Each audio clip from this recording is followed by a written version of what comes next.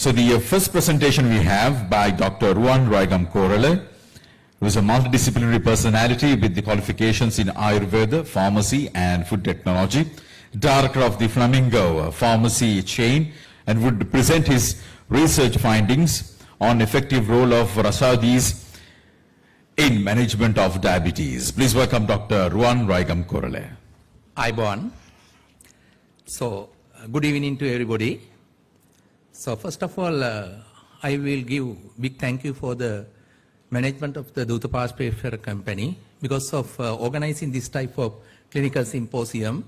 It is very valuable. So, it's a great golden opportunity for me as a junior doctor, sharing my ideas as well as the experience with the because of audience, I can see a majority of the professors as well as the more senior doctors, some of the lecturers who have who are taught me at undergraduate level.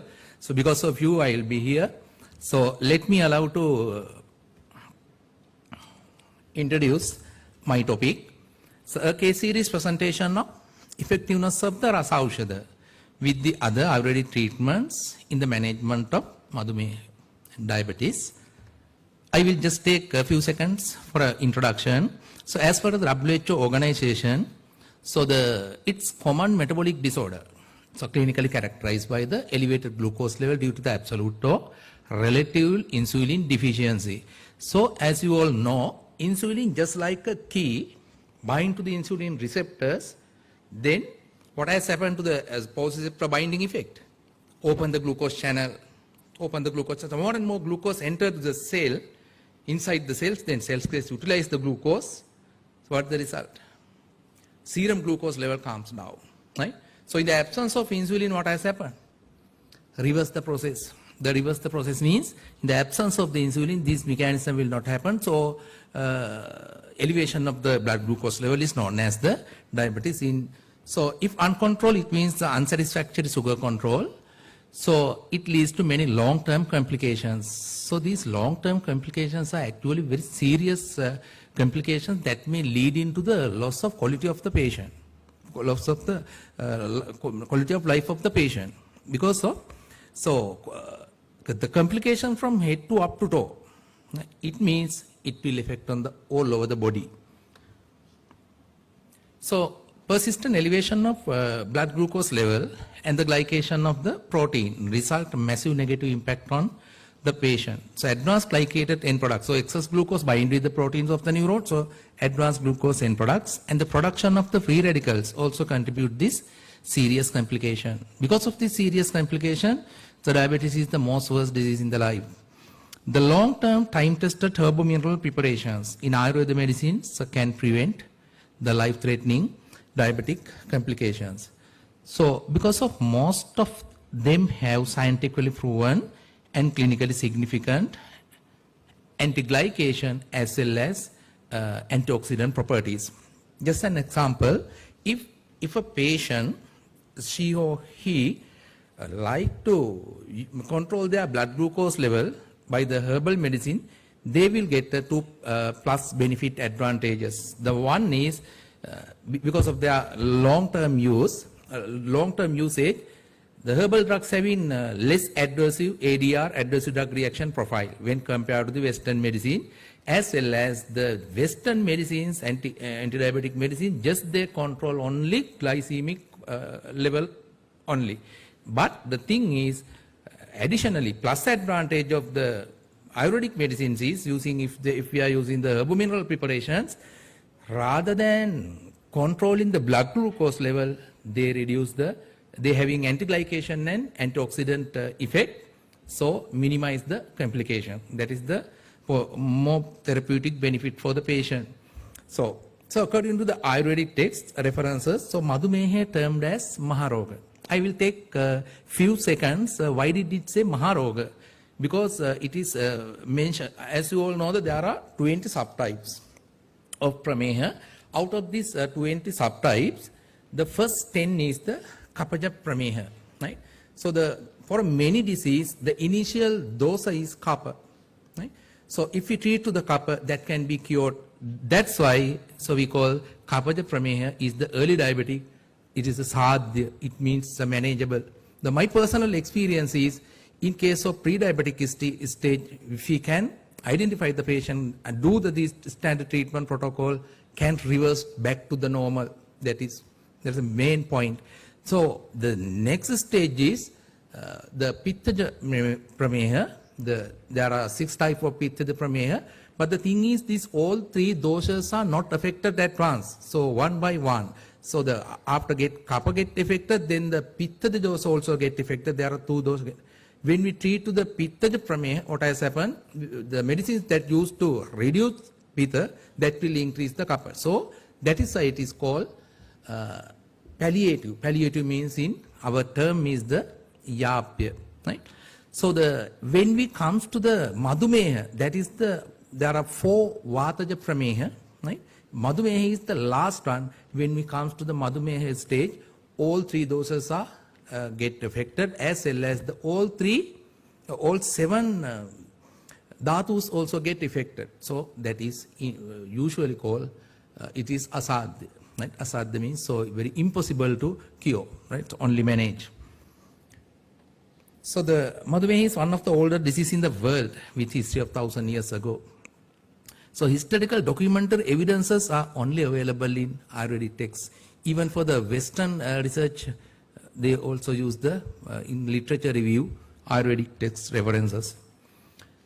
So when continue the introduction, so contribution of Ayurveda medicine for management of diabetes has been a long felt need.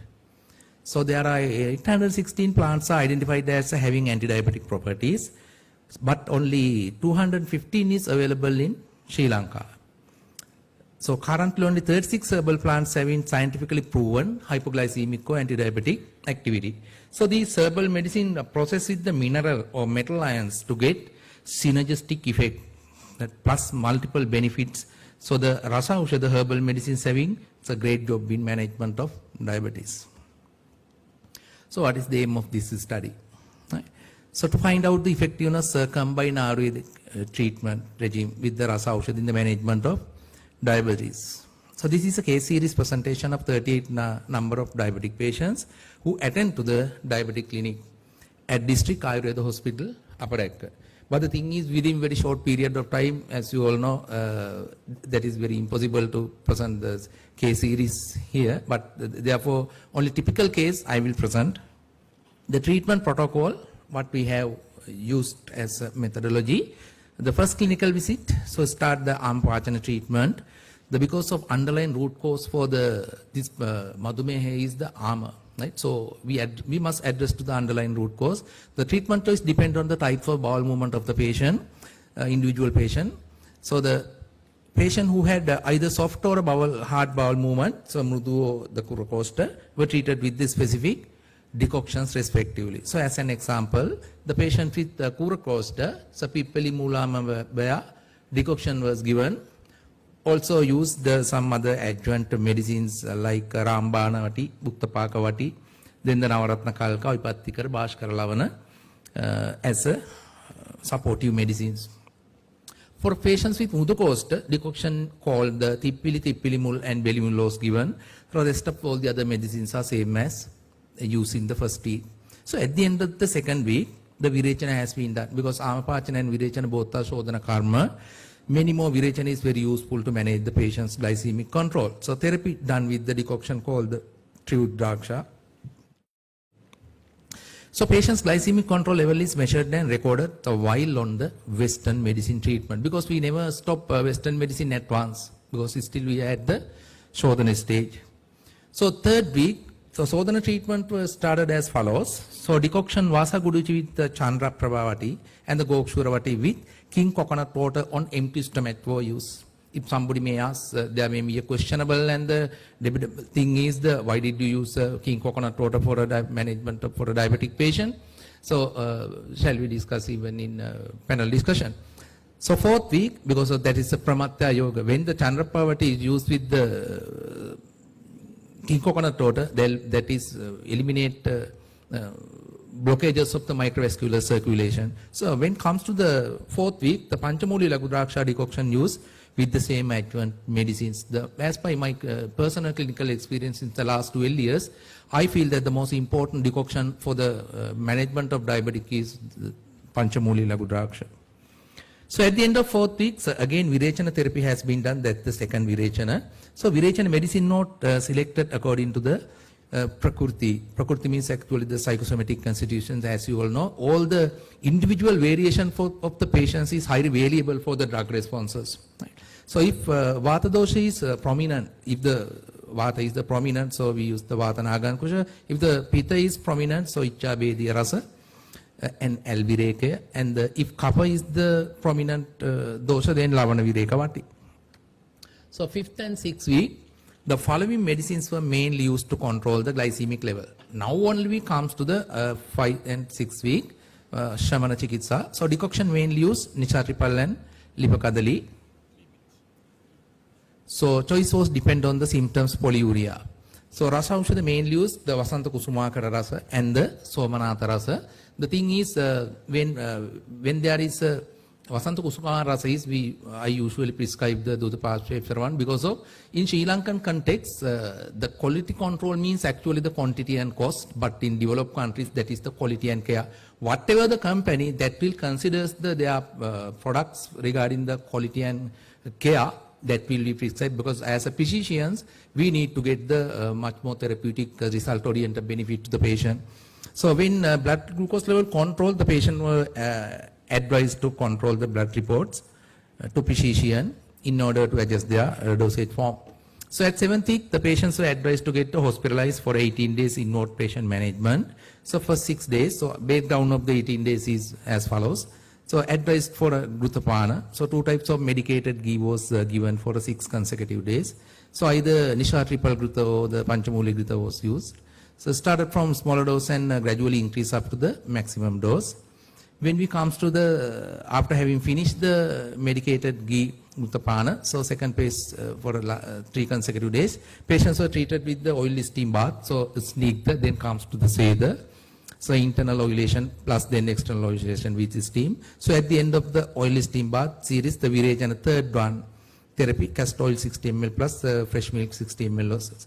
So third phase for 9 days, yoga vasti treatment was used. As you all know, from the Panchakarma Chikitsa, the vasti is the greatest one, because of since Madhumeha is a Vataja, majority of Madhumeha patient having Vataja problem. So just like Apanavata Vikurti, it means a kidney problem because of diabetic nephropathy. If we treat to the Vasti is a very, very important as my experience.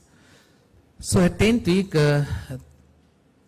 Tarpana treatment was started. Following Tarpana formula was used, Aranahansa Rasayana, then Prameha Gajakeshwari. So on discharge, advised to review in the clinic, so once in a month with relevant prescribed investigations. So all the patients educated regarding the dietary modifications and the lifestyle changes, because it's a lifestyle related disorder. With the patient oriented hospital based community awareness program. So we usually once in every 3 months. So closely monitor the other relevant comorbidities such as dyslipidemia in the hypertension, which should be within specific references range to prevent the macrovascular complications such as MI and the stroke. The thing is, the very important thing is the macrovascular complications are only respond to the glycemic control, whereas the microvascular complications are irrespective to the glycemic control. So Western medicine, they have no any options to control these complications. This is the summary treatment protocol at glance. So I won't take because of the matter time. So this is assessment criteria. Total control means less than 130. Patients are categorized into the 4 categories. So significantly control means those who in between the 130 to 170. So unable to control means actually the treatment failure. So less than 170 milligram. Those who are not able to reduce at least below 170 means they are over 180. You know, beyond the renal threshold. So lost to follow up also. This is the case study, typical one. It's the 50 years old male, it's a casual labor having the positive family history, and the duration of disease is almost 1 year, and his physical parameters. This is case 1 discussion.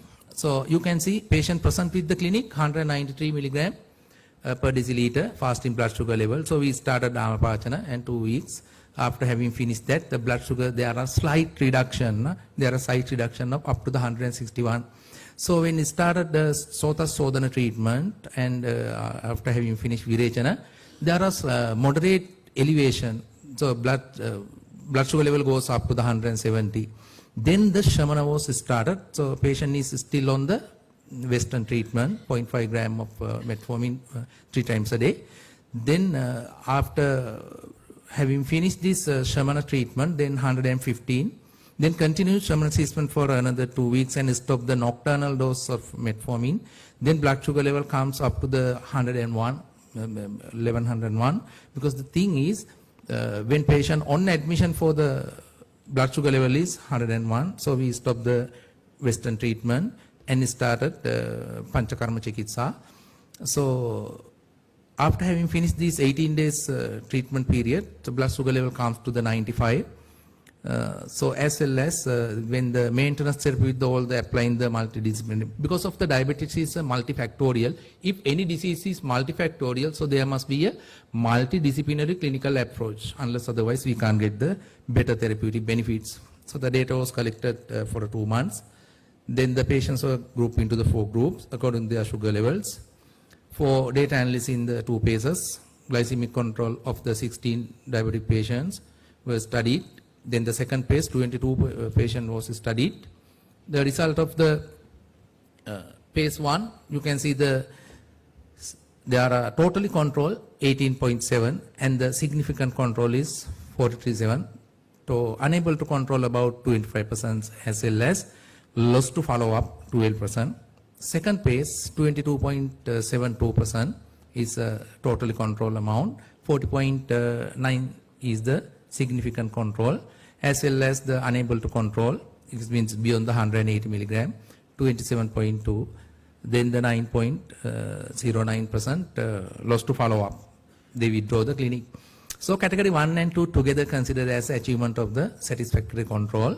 So according to the phase 1 and 2 figures, the phase 1 totally control and significant control has 62.5%, as well as the phase 2 63.62%. It means actually overall successful of the treatment achieved the more than 50% patients achieved the satisfactory blood glucose level.